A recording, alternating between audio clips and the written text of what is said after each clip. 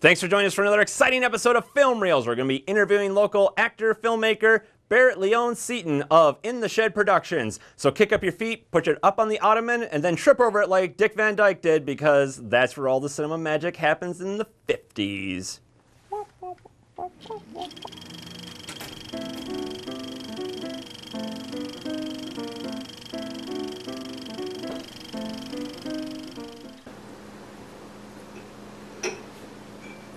Do you have to work late tomorrow? Whenever your mom's coming with dinner. I forgot about that. Still feeling it? Yeah. It's getting worse, like at work today. It's happening at work? Kind of, it was weird. I just wanted to stop.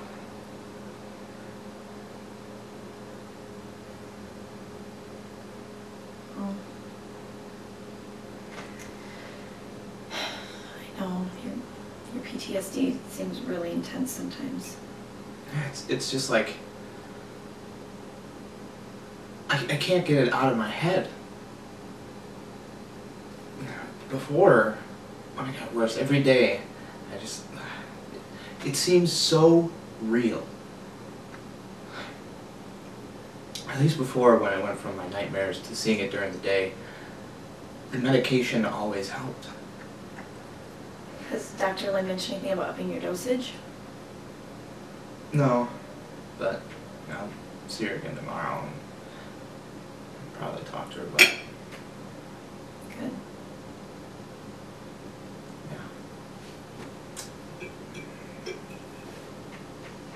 So that was Barrett seen in Nightmare. So this is Barrett. How you doing, Barrett?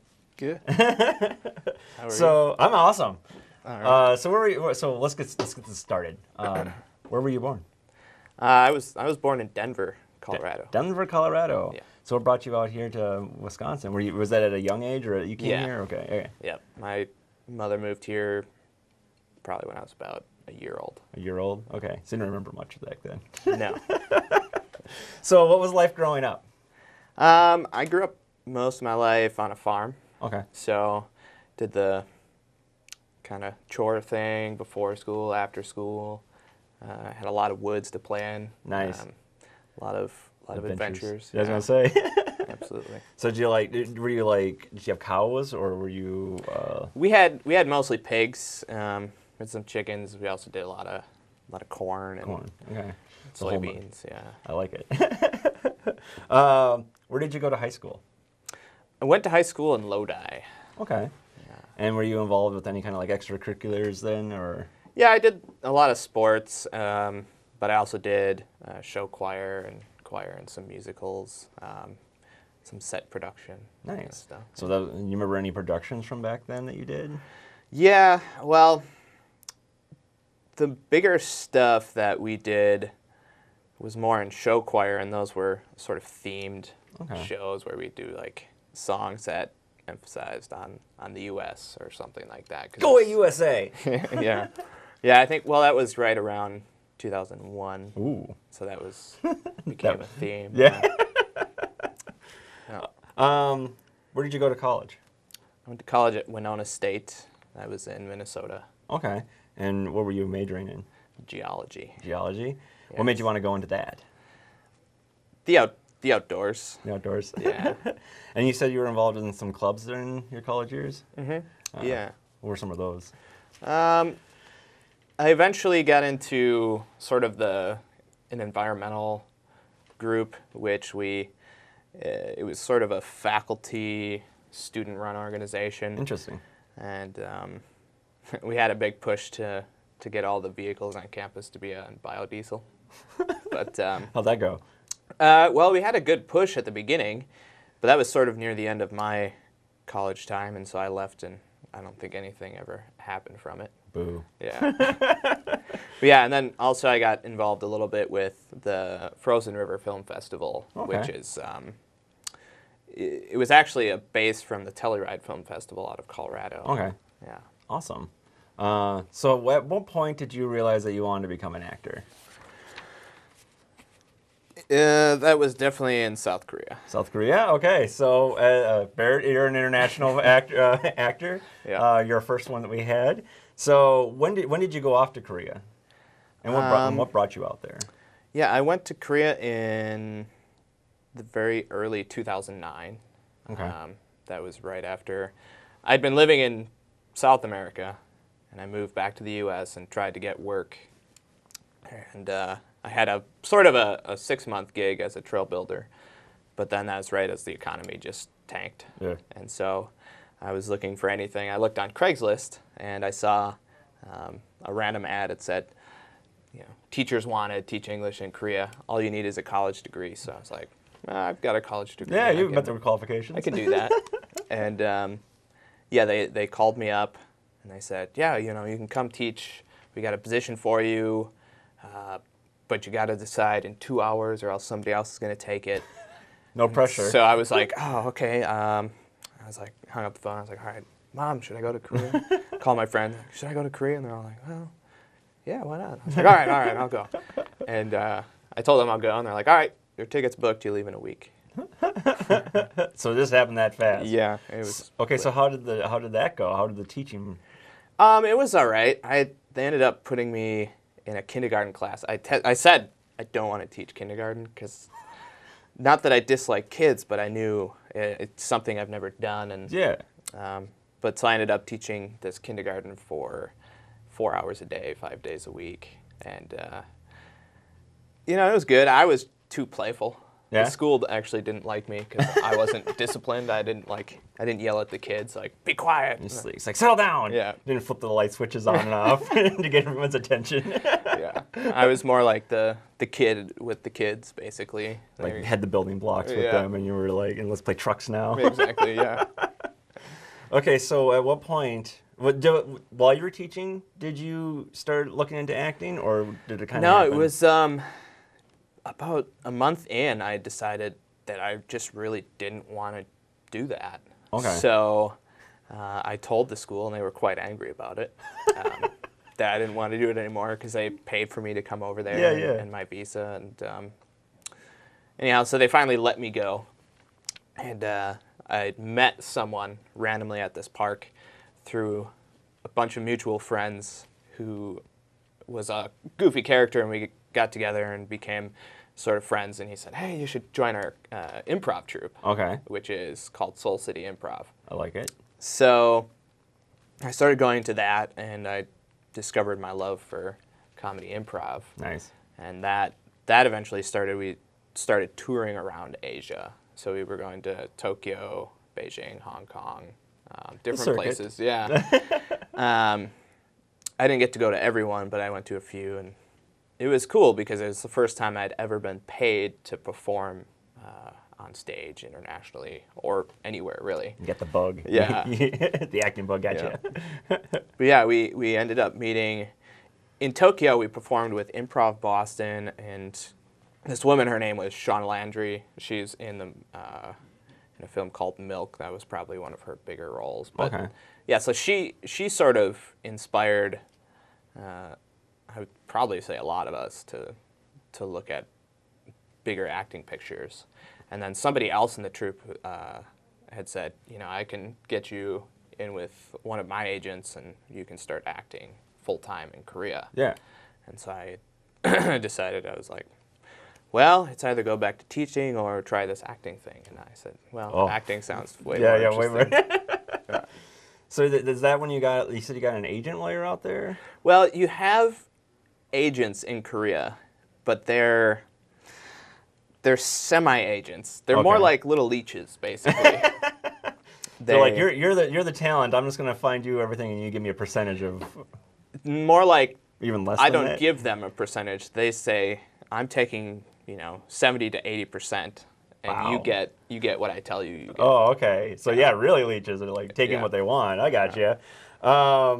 So what was it like to get the actual any kind of gig? Like what was the process of that? Typically, you're on call basically with all these agents. Okay. And if they called you, you had to respond as soon as possible. Okay. Before they either gave the gig away or whatever. So they'd call you and they'd say, got a role, need you to be here tomorrow, we'll pick you up, 10-hour, 12-hour, 24-hour long shoot, whatever it is, this is the pay. And so you call them back and you'd say, yeah, I can do it. And then they say, okay, you're on the call sheet.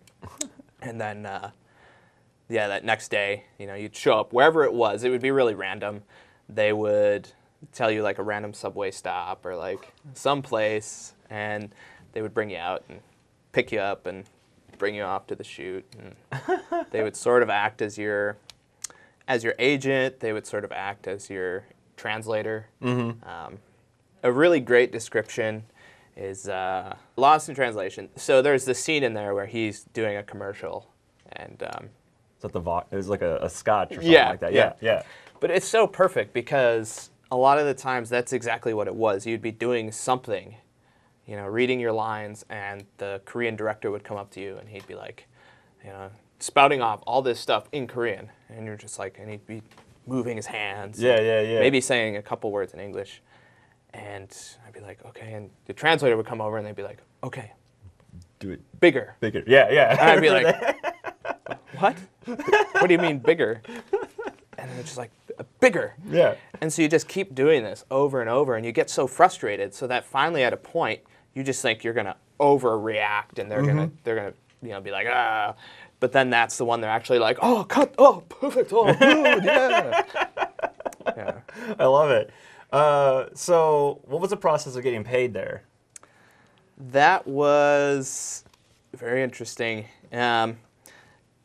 With my regular agency, who I had my visa through, they would, on a certain day, you got paid usually like every month or every other month. It wasn't the best system. Yeah. So they would call you or send you a text and be like, show up at this hotel and this room number. Okay. So you're like, okay. That's not shady. Okay, go on.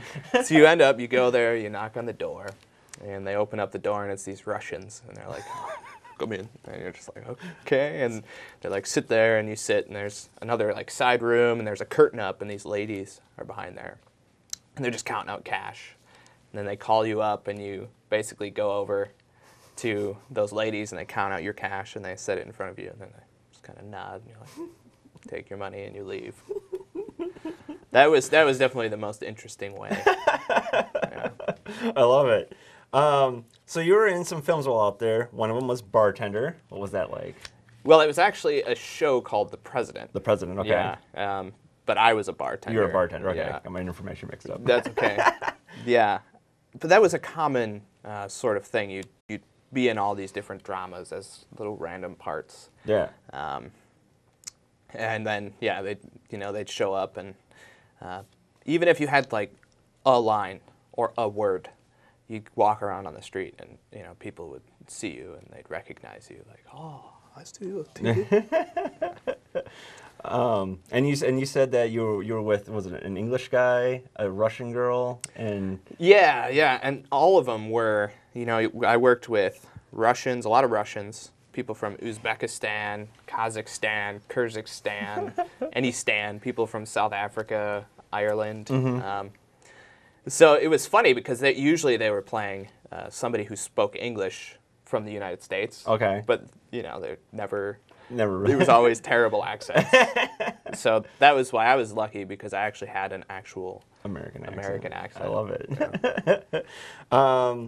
So, and then there was a series, and you said it was the longest running series in Korea, or one of the longest running, is Surprise? Yes. So what's that? What was that? Surprise. They would replay famous events in the past or movies. They'd do 3 of them for every episode.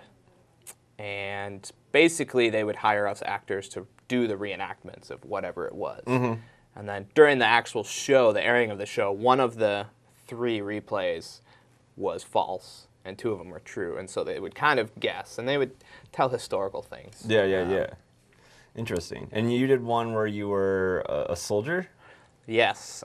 Quite often we played Nazis. Okay.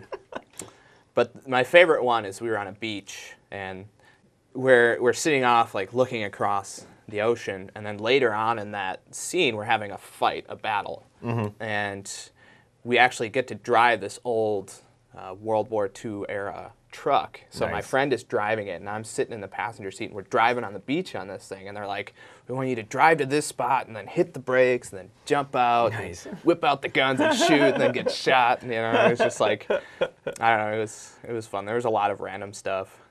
Definitely a lot of explosions. Yes, getting explosions. shot. Yep. And then you're in a production called Soar into the Sun. Yeah, that was one of the last ones I did. It was a bigger production for them.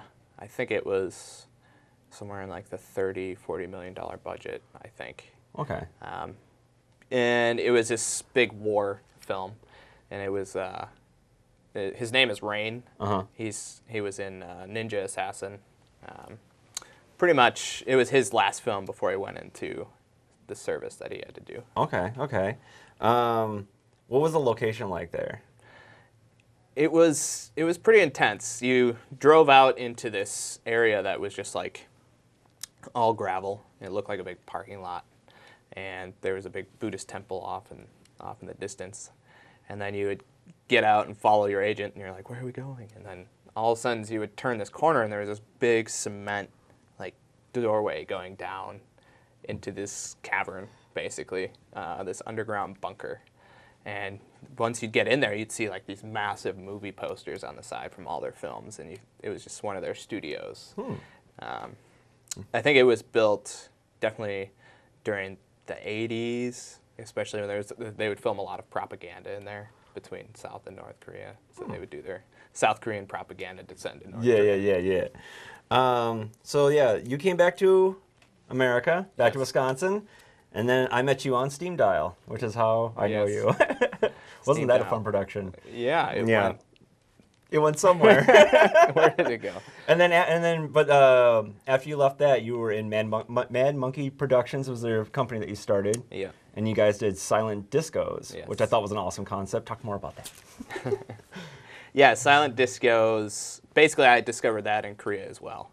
And so you do music, and instead of having it pumped through speakers, the DJ plays it wirelessly through headphones that we hand up. And therefore it's not like noise pollution. Correct. And that's what I love about that, is that everyone can just be like, okay, I'm done for now. I just want to talk with someone.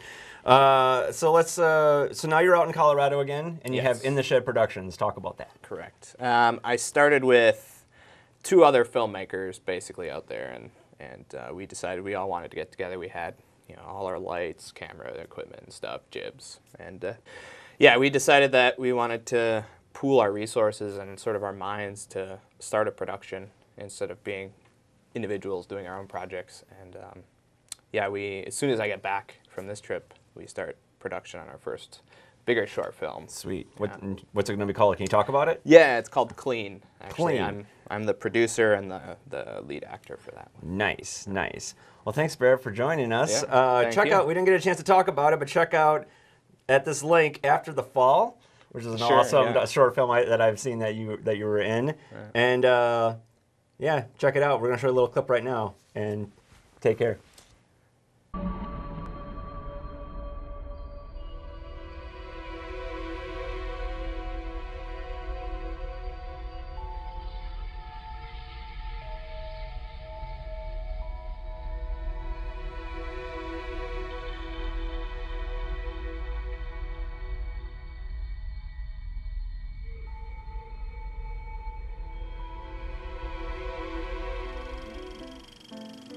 So Barrett, you're like an international Korean superstar, acting out big time. Yeah. So, hey, it's Karina. Hi. How's it going? Oh, it's going. Yeah. Can I get my coffee? Yeah. You can. Not. So this isn't awkward. So how's it going, Karina? How are you? I'm great. Good. Yeah. You want a lot of views? Yeah. You get okay. I had like 250. Yeah. Can you take her? She did have 250 views. How many so have you yeah. had?